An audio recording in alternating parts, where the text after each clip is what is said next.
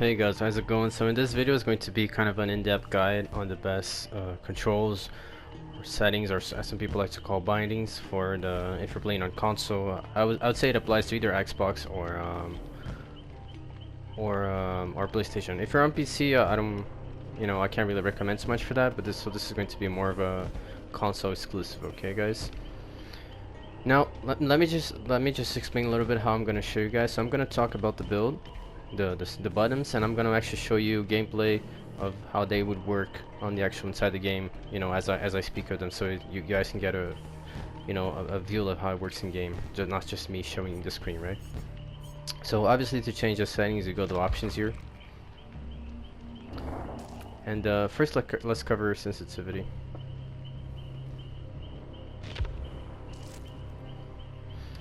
So this is what I personally use. Let me just briefly explain what sensitivity, and this is what I personally use and what I would recommend that you strive to as well.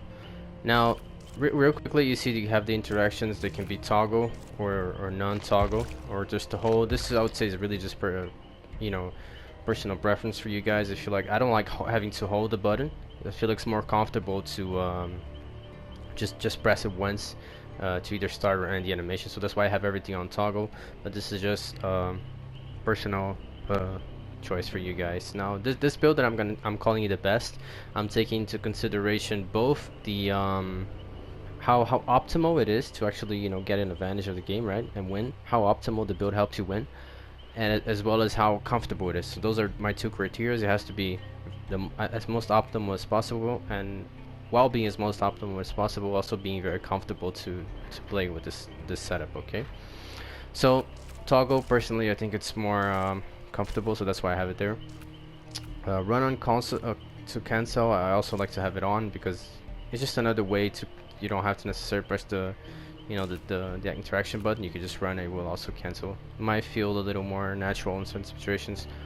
Now regarding sensitivity, there is no best number. Everyone is different. However, in theory, the higher the sensitivity, the better, because basically higher sensitivity gives you faster reaction time.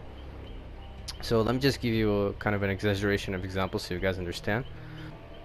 Let's say, for example, I don't know, you're the killer and there's a survivor behind you, right?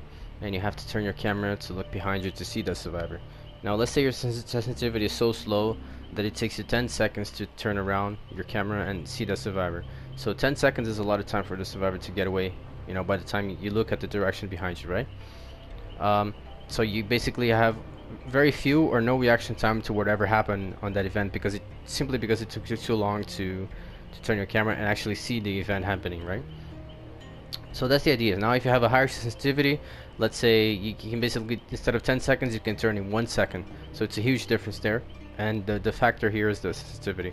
So because you can turn so much faster, you'll probably be able to spot the survivor leaving, right? You're not going to lose him out of sight by the time you look back. So you'll still be able to see him. You see what I mean? So you have faster reactions. Same thing if you're playing, I don't know, maybe a nurse, for example, where the survivor is just moving a lot, kind of going in and out of your screen. If you have a higher sensitivity, it's very easy to follow up the speed of the movement of whatever you're trying to aim at or look at. Whereas if you have very slow, sometimes, for example, when you're trying to avoid, hit survivors when they're trying to juke you on 360, for example, that they kind of run behind you, and you have to do a full 360 while doing the lunge to hit them. That's one scenario. If your sensitivity is too low, like for example below 60, below 50% here, it's actually physically impossible for you to hit the survivor, because it just turns too slow. So you see what I mean? So there's these kind of factors where obviously the faster you can be, the more reaction time you have to everything that's happening during the game, because you're actually be able to move your camera and always be in focus where you need to look at as fast as possible. So there's no milliseconds or whatever lost. And sometimes the game is decided on milliseconds. So every game really, so you want to have that edge. You want to have as much advantage as you can in terms of reaction. So that's why, in theory, the higher the sensitivity, the better. However, when it comes to selecting sensitivity, there's this balance between accuracy and speed. So like I said, speed gives you more reaction time, but there's also the factor of accuracy, because the higher the sensitivity, the harder it is for you to be accurate, you know, because it's just too fast. It's kind of out of control when you go to actually aim and point your camera at something, unless you're like super already used to it, right? And you kind of have the muscle memory to do that well, whichever the speed of the sensitivity that is. So by default, as like a principle, the higher the sensitivity you go, the lower your accuracy will be. So for example, if you're playing Huntress, you require accuracy, right? Because you're going to be hitting targets. Sometimes even pinpoint accuracy. So if you're playing at like 100% sensitivity like I am here, it's going to be very, very hard to have that pin. I'm not saying it's not possible, but it's almost impractical, okay? If you're playing this high of a sensitivity. So you see what I mean? So you're losing accuracy for speed. On a killer like Huntress, for example, it might not be such a good trade-off. But for a killer like, I don't know, like a basic M1 killer, maybe it is, because you don't need to be pinpointing with anything. You're just basically lunging and looking around, right? So you might want to think about that. Sometimes you might have a different sensitivity depending on what killer you're playing, not necessarily one sensitivity for all. That's one point you need to have in mind. And the opposite of what I said, the lower the sensitivity, the tendency is that you're going to have higher, better accuracy, right? Because it's moving so slow, it's very easy to be pinpoint accurate with the aiming of the camera. So that's the trade-off. Usually the higher you go, the less accurate. The lower you go, the more accurate, but you lose on speed, right? And reaction time. Okay guys, so that's the dynamic of sensitivity. That's what you need to have in mind when you're trying to pick your sensitivity. Basically try to think, what goal are you trying to achieve? Do you need more accuracy or more speed? If possible, you want to have both, right? You want to have 100% and still have the accuracy.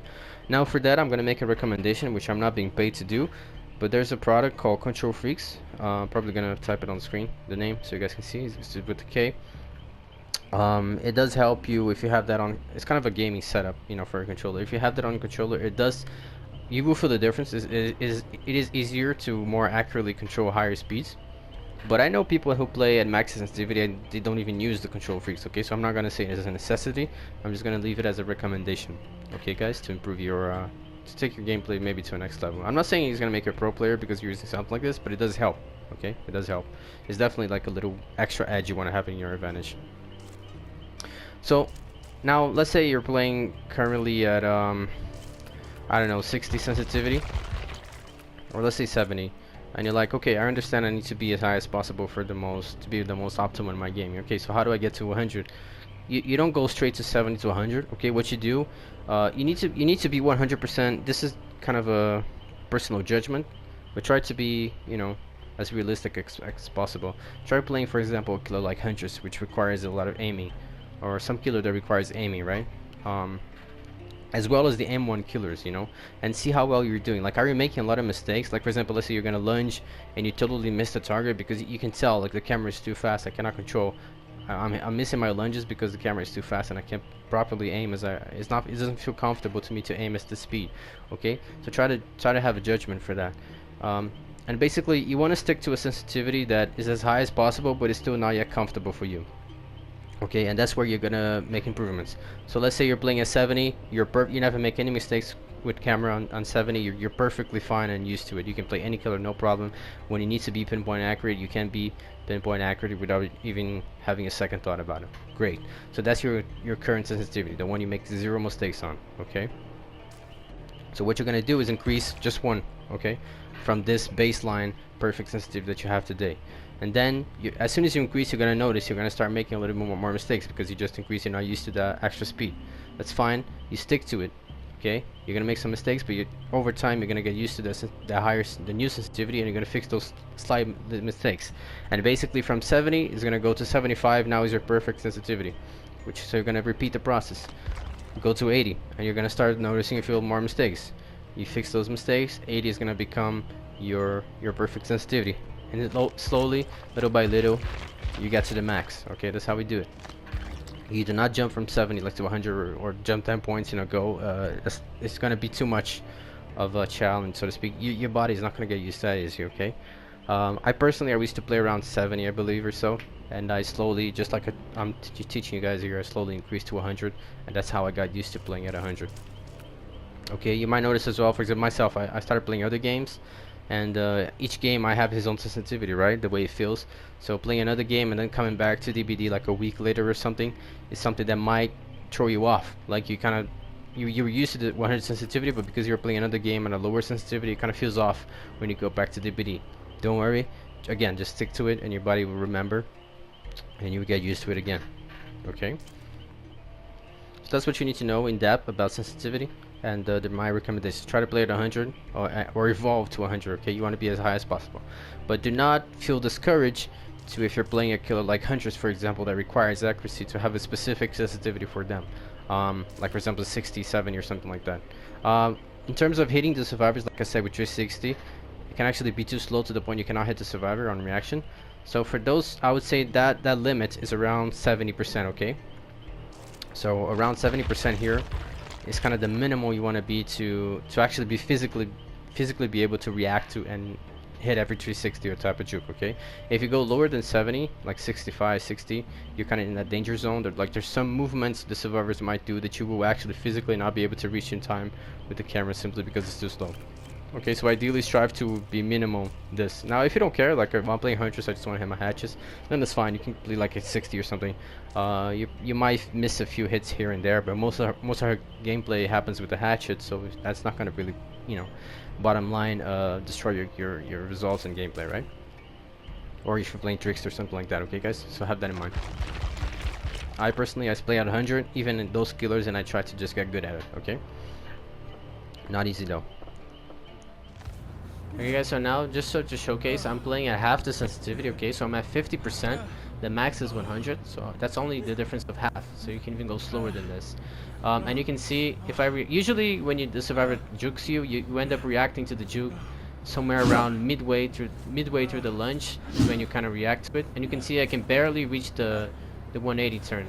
I can almost hit just a 90 degrees turn. You see, like almost barely hit that 180. And now I'm pushing like my aim as hard as I can, but that's just as far as you go because the camera is just that slow. Okay. Now if the survivor is behind you, especially if you're walking forward as you're lunging, like so, you see I cannot turn enough to reach him. If he's standing still, I think he does hit. Yeah, he does hit, but that's only because he's standing still. In a real match that wouldn't hit, because he would still be moving, and you mostly be walking forward as you're lunging in a real match as well, instead of just standing still. But yeah, so you see, if survivor, or even if you juice like to the left, like sometimes you go to the right, but then you want to turn to the right, left. Like you turn your camera to the left, but you quickly want to turn to the right because the survivor did sort of a snap movement. It's very hard to do that as well when it's sensitivity like this. However, the trade-off and the positive about it is that it's so easy to aim. Like you gain so much, it's so much easier to aim. Like I want to aim at the door, you know, I want to aim all the way over there. I want to aim at that window all the way over there. You see how much easier it is to be accurate in comparison to that 100% sensitivity. Okay, so it's far easier, and that's the trade-off. And also, as you're looking around, you see how slow it is to move my camera. If I want to look behind me, it takes like 2 seconds to turn, whereas with the 100% you can just kind of snap to places and see everything at the same time. So those are the trade-offs. Okay, so this is just a brief demonstration of how it looks on 100%. In relation to the slower version. So you can see, like he's right behind me. Now you see with the full sensitivity, I can very easily have that turn. I can very easily have that turn and hit him behind me. So if he were to try to 360 me, I would easily be able to turn and hit him, right? Easily. Also, the other advantage is that, you know, when you're looking around like so, like you see I can kind of snap into places very fast and just see everything that's going on around the map as I'm moving. Like on a slower sensitivity, you won't be able to see like this as much because it takes so long for you to turn the camera. Whereas here I can just snap and see pretty much everything that's going on at the same time. So that's another advantage, the fast reactions like I mentioned. The only downside is that again, you gain speed but you lose on accuracy. So for example, hitting from afar is like very hard to be very accurate. For example, I'm going to try to hit like that locker there. You know, like right in the middle there. It's very easy for you, very hard to be accurate. Especially from long range, it's going to be a pain in the ass to be that accurate when you need to be pinpoint at this high of a sensitivity. So you're trading the accuracy for the speed most of the time. Now, if you can get really used to, kind of like I am for the most part, you will be able to not struggle as much regardless of how high the sensitivity is, right? Because you're already kind of used to it. But you see, for the most part, you're going to try to aim and you're kind of doing this, like you're pushing too much and kind of losing the target that you're actually trying to get, right? So that's the trade-off, speed for accuracy, and this is how it looks at a max sensitivity. Like you can easily you know, see and react to anything that's going on around you. Okay, now this is just an example of 100 sensitivity if you're playing as Survivor. Now the only way this can really get in your way is like if you're trying to turn like this and you kind of turn too much. You see my camera is kind of turning too much, and you kind of get stuck like this because you're turning too fast. So that's the only kind of bad thing that can happen while you're playing Survivor when using high sensitivity if you're not used to it. As well as the flashlights. The flashlights might be a little harder to aim if you're not used to the sensitivity if you're playing at max. So those are really the problems that you're going to be facing if you're playing Survivor in a sensitivity that's too high and you're not used to. So those are the mistakes I want you to kind of pay attention and try to get better at, so you get more used to the sensitivity. Like for example, right now I'm playing on 100, and you can see I have no problem, you know, turning the loop and whatever, and I can still do a full turn before finishing the animation. That's how fast the sensitivity is at 100. Actually, I think that's 2 turns before. Yeah, the animation actually finishes. So just keep in mind, those are the problems that might happen if you happen to be playing Survivor at a high sensitivity, okay? Now, let's cover the actual buttons, and I'm gonna show, you know, like I said, gameplay in the background so you guys can see it as I'm talking about it. Now, you know, movement is just like you expect, just the analogs. Left analog for moving the camera, and here are the controls for the left analog to moving the character. In terms of running, I personally like to use L2. The reason for that is because it's something that you're going to be holding. Buttons that usually you have to hold, I like to put them on L2 and R2. Okay, buttons that you have to hold. Buttons that require, you know, fast reactions and just, you know, quickly pressing, I like to put them on R1 and L1. Okay, reason being is because if you see the way the controller is made, the L2s and R2s, they are kind of a bigger button. You know, there's a bigger sort of leverage that you need to press down to actually get the button to activate. The R1 is just kind of already there, like tied up, so as soon as you press it, it goes. You don't have to like push it down so much as you would the L2s and R2s. Okay, so that's the explanation behind that. It's more optimal. Okay, it's less time that it takes. Like let's say for example, it takes you 1 second to press the R2 and L2 fully. It would take like half a second to press the L1s and R1s. You see what I mean? So it's a faster reaction time. That's why we want buttons that require fast reactions to be on the R1 and L1. That's the explanation behind it. So for running, because it's holding, I like to use the L2. Okay, for that reason. Now crouching is kind of a filler here, but I like to use the D-pad.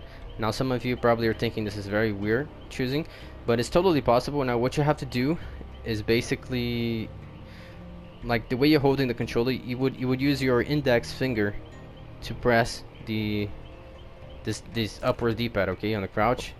I think it's called claw or crawl grip, the name of this way of holding the controller on the left side. I'll probably type it on the screen so you can Google it later and maybe see a picture of it. And also here, just to show you guys the crouching, like I said, with the claw grip. Like for example, you can see I can still move my camera freely. I have movement of everything. I don't have to switch the position of my hand, and I can also sprint and crouch at the same time, no problem. I just changed the you know, the index finger is the one doing the crouching on the upper D-pad. Okay, guys.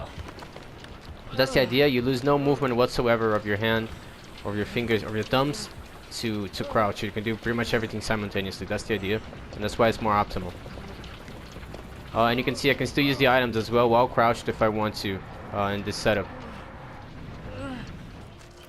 So moving on, using items, again, because it's something that requires kind of, for example, a flashlight, it's kind of something that requires a fast reaction time. I put it on R1 and not R2. Okay, guys. So R1, basically any item if you want to use a toolbox. And remember as well, because I think that you have the toggle from Mario, like I said, I think it actually applies to here as well. So if I want to use a toolbox, for example, I just press R1 once, I don't have to keep holding it, which is less comfortable, right? So flashlights, anything is going to be R1. And then also another very important reason for having all these buttons you're going to see on L1 and R2. For example, you're not going to see me using like square, you know, circle, these buttons too much. The reason for that is because having controls on like circle, you know, square, X, triangle, it forces you to have to take your right finger, your right thumb out of the analog which controls your camera to be able to press it, right? So for example, if I want to activate the ability 2 key here, which is square, I have to stop moving my camera to press that, because my finger has to move from the right analog to the square button, right? This is not good. This is basically limits your reaction time, right? Because you have this waste of time moving your finger one place to the other. So it's more when you have the controls on R1 or R2, there's none of this downtime. You can move your thumb at the same time that you're pressing R1 or R2. So that's the reason why it's more optimal this way and why I have this set up this way. Okay. So dropping item, because it's not something that we're going to be doing frequently, and even if we happen to do it, it's usually in a safe scenario. So I have it on the circle, because there's it could be like X or something if you wanted to use it here. It's fine. But basically, it's a scenario. The dropping items, it's not a problem if I have to take my thumb off the camera, right? I'm not in danger when I drop my item. So that's why I have the circle there. Now picking up item interactions, so that would be basically doing gens, for example, vaulting windows. I like to have those at R2, and the reason for this is mostly just not to conflict with the R1 of the items, right? Because if you wanted to, like you personally, you could actually switch both here, and it would be kind of fine. Now I personally don't do that because I'm giving a higher priority to the reaction time of the items, not the interactions. So that's why I have the both here would be ideally R1, but not to cause conflict, I'm prioritizing the item rather than the interaction. Okay, because the item is when you need reactions, and the interaction you're mailing in a safe scenario when you use it. Vaulting windows, you can see it's going to consider actions. I also have it on R2. So this doesn't cause that much conflict. Okay guys, so I'm going to do a quick voiceover here. This is really important. So picking up the item and interactions, they are the same button, okay? You cannot separate them. So the same button will be applied to both. Picking up the items exactly as you imagine, like picking up a medkit or something. Interactions is basically anything that has a bar to it. So like self-care, healing someone on the floor and hooking, anything like doing gens, anything that has a bar attached to it is going to be considered interactions. And actions are things like vaulted windows, pallets. Okay, so I have both the same here, because even though I personally it's not really that ideal, but there's just no better option, unfortunately, with the controls that they give you. Because for example, situation that this could cause conflict is, for example, if there's an item in front of a window, because it's the same button R2, you might pick up the item instead of vaulting the window. However, it's actually not that common as it seems. Like it pretty much never ever happened to me, but it's just something that these controls being the same could cause. Like for example, you pick up an item instead of vaulting the window. But I mean, I'm pretty much guaranteed that's not going to happen, but it's just in theory the possibility is there. In practical terms, it's not really a problem, so that's why I use it there. But and also, for example, when someone is under a pallet, for example, and you want to heal them, but instead you end up dropping the pallet. So that's an issue that can be caused because both are the same. So actions, which is dropping the pallet, and interactions, which would be healing the person that's under the pallet, are the same button. So you gotta have to position it very well before you actually press. If you try pressing it in a rush manner, you might actually end up doing what you didn't want to. But there is no better way to fix that, because if you change, for example, the actions to R1, it's gonna conflict with the items, right? And if you change it to something like square, X, like I said, it's not ideal because it forces you to take your hand off your camera, which especially for actions is not something you want to be doing, right? To press the button. So even though they are the same and there's these possible conflicts, they're easily avoidable. For example, if you want to self-care under a pallet, it's going to be interactions, but you end up dropping the pallet because it's considered an action. It's also R2. It's very easy to avoid that. Simply like stand still, make sure you're seeing the self-care prompt before you actually press it, and this conflict will never happen. So it's very easy to avoid any type of conflicts, and that's why I have those R2, because there's the most optimal to be R2 in that way, right? Ideally, there would be like an R4 button or something like that you could place it for either actions or interactions, so they wouldn't be the same. Basically, a button that wouldn't force you to take your thumb off the camera. It doesn't exist, so this is the best setup that we can use for these two actions and picking up the item. Okay, guys? So that's the explanation behind that.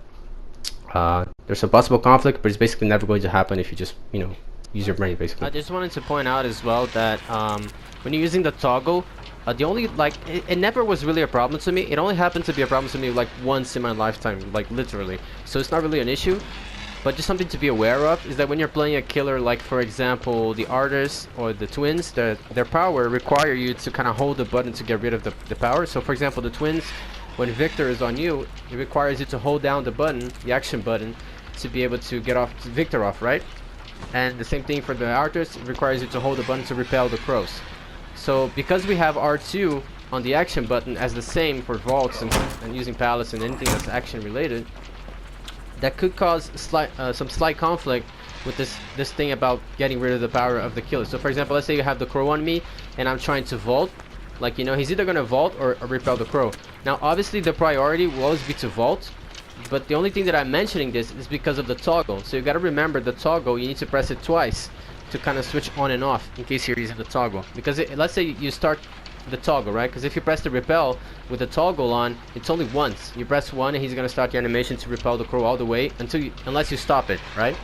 So let's say you press R2 and you're repelling and you're approaching the window. If you press again, he's not gonna vault. He's gonna cancel the repelling animation. Do you see what I mean? Because it's on toggle mode. So to properly avoid that from happening, you have to, using toggle, you press once to start the repel, but then you notice you're gonna have to cancel the repel to do a vault or something like that. You press it again to deactivate the toggle, and then you actually vault. Okay, so you're basically pressing 3 times here in a scenario like this. So just keep that in mind, because if you don't remember that you're using toggle, it might cause you to, you know, get stuck on the. So instead of vaulting, you're basically canceling the animation of getting either Victor off or the crow off, repelling the crow. You know, instead of getting the vault that you're intending to. So that was only a problem to me like once in my lifetime, like no joke. But just keep aware, like so you don't fall for that like slight mistake. You know what I mean? Now, secondary action skill. But this is basically pressing the skill checks, right? I have it on the Left-Dpad, and the reason being is because usually when you're pressing a skill check, you're not moving, so your left thumb is free to do whatever. So you're not using your left analog stick to move, right? So that's why I have it on the Left-Dpad, because at that point that I'm pressing a skill check, I don't need to move my character, so my thumb is free to mess with the D-pad here. Okay. This could be something else, like for example, something I used to use earlier but I switched, is you could use this for example R3, which is the analog that you use to move your camera, right?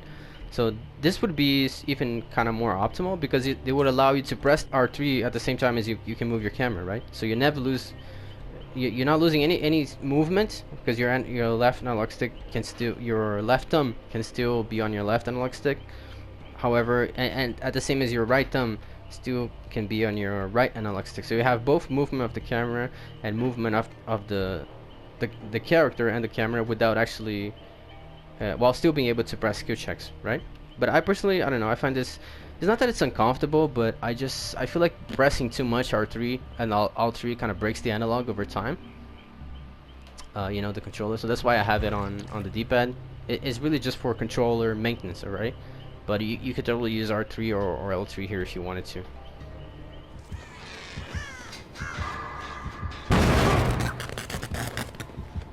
And you can see there doing the gen normally as well. It just gives me the Left-Dpad for analog for the skill check as well, as you can see there. You can switch this if you want to. I've been using this sometimes. Some time ago I was using R3, which is the same one that I used the analog. You just press the analog for the skill check itself. So it allows you to move the camera at the same time as pressing the skill check. Same thing here, because it's the Left-Dpad. I can easily move my camera while pressing the skill check at the same time. I never lose sight of what's going on. And again, because it's not an activity that requires me to move, it's not a problem that I have to move my left thumb out of the left stick to press it, right? So you can see here, R1 is to use the toolbox, and R2 is the normal, like doing of the gen. I'm using the toggle, so I'm gonna have to press it once.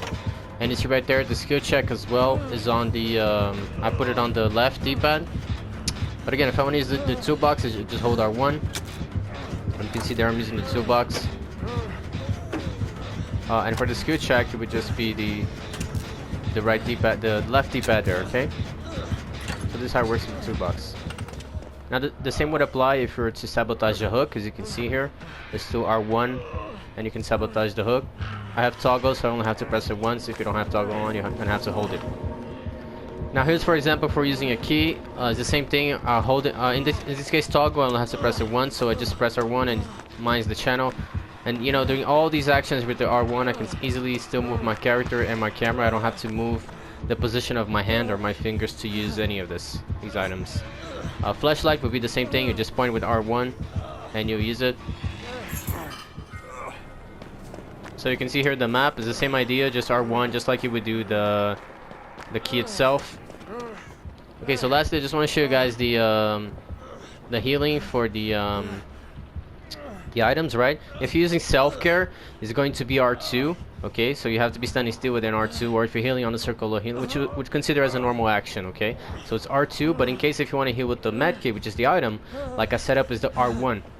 And you can see if you're using a syringe, it goes to the left-Dpad right there, which is the one I set up for the secondary ability. Okay, if you want to, you could even switch this, but I personally like to have on the left-Dpad, which is the same for the skill check.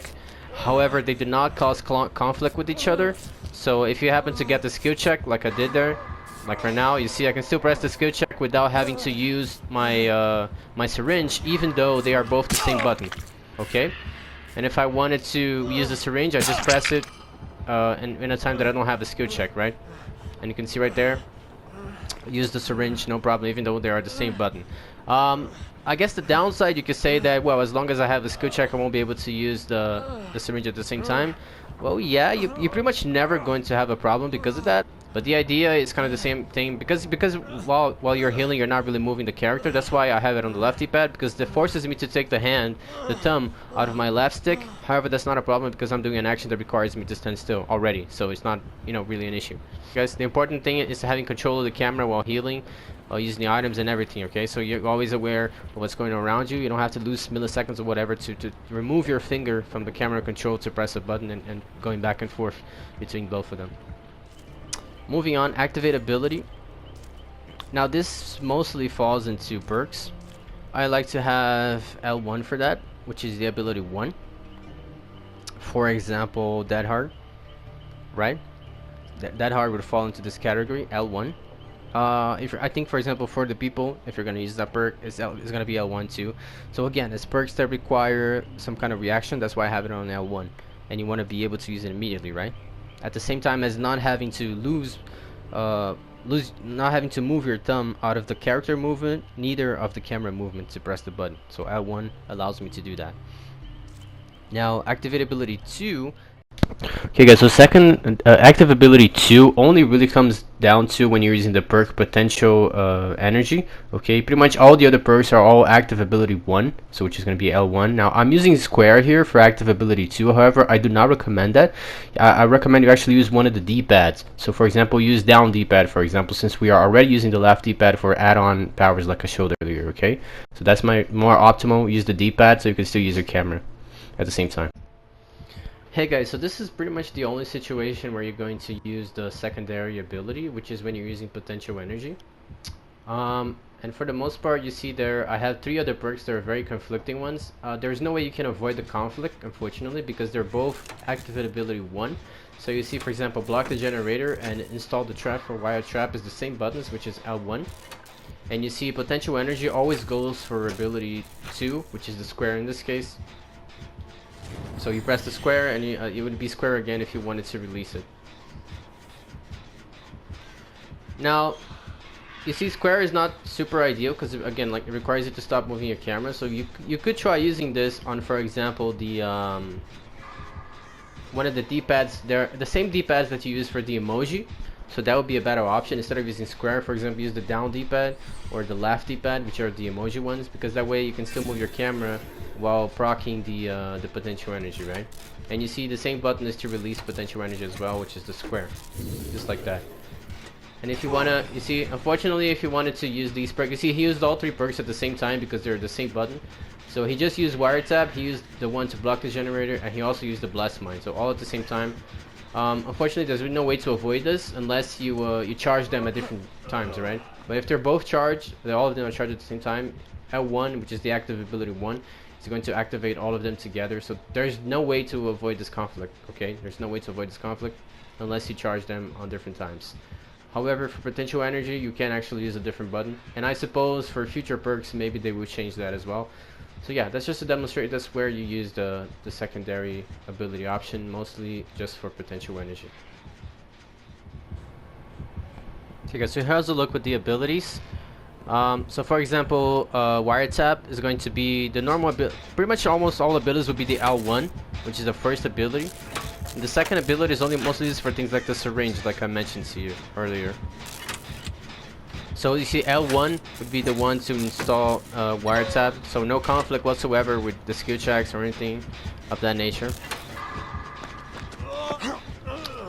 See, this is only a brief conflict that I can see, but I mean most of you are probably not going to run into this, which is you see clairvoyance is a perk that you cannot use while holding an item, at least not like this one, because it's the same button, right? The game kind of considers the clairvoyance as an item, I suppose. So like you cannot use it while holding, for example, a map. R1 reads the map instead of reading clairvoyance, right? So you have to drop the item, and only then it opens up for clairvoyance, as you can see there on the same R1. And remember, because I'm using toggle, I can just hold instead of sorry, I just have to press once instead of actually holding the button, right? If you're not in, I press again to cancel it. So that's the only small conflict I can see. Oh, I'm actually not entirely sure if it's possible that you use clairvoyance at all, regardless of the button, while holding an item. Okay, but regardless, I mean, I'm pretty sure most of you guys are not going to run into the situation that you have clairvoyance and you have a key or something, a map or something that you want to read the aura off at the same time, right? And if anything, you just drop the item and you can use clairvoyance then. Now you can also see, for example, perks like Dead Hard. And if you're using, I think it's Diverge, the name of that one at the top. There's still also no conflict whatsoever. You know, Dead Hard, you see L1 right there, just for the most, you're going to be using for most abilities. Very easy, again, I have full control of everything, and I can just press L1 very quickly at any time, you know. So that's the idea. You don't have to, like, for example, having Dead Hard on X, it would require me to stop moving my camera to use Dead Hard because I'm pressing S. I have to move my thumb, so that's not optimal. I want to be kind of looking at the killer and being able to see everything while using Dead Hard at the same time. So again, no requirement for me to move the position of my hands to press Dead Hard, which is perfect. And if you were to be crouching and like you get up and run, it was basically to just take your index finger off the crouching and just start running. Just press L1 right away to trigger the Dead Hard, which is about the same time that it takes for you to start sprinting, because you have to be sprinting necessarily to use Dead Hard. So you know, no conflict again at all. And to use Diversion, you see the same L1, but it proves no conflict with any other perk, because it not only requires it to be crouched, you know, but also standing still, as you can see. I have to be standing still, or you cannot use Diversion. But it's the same L1 button that you would use to Dead Hard. But you cannot use Dead Hard in this position, so it provides no conflict whatsoever. Finally, for example, if you're using that little perk that makes you a flashbang, the perk from Leon, when you do gens and it makes you a flashbang, when you're in the locker, for example, it would be L1 again, which is the activate ability button to give you the flashbang. Okay. And we get again, it proves no conflict whatsoever. Use R2 to get in, and it's the L1 R2 to exit, but it's L1 that actually gives you the flashlight.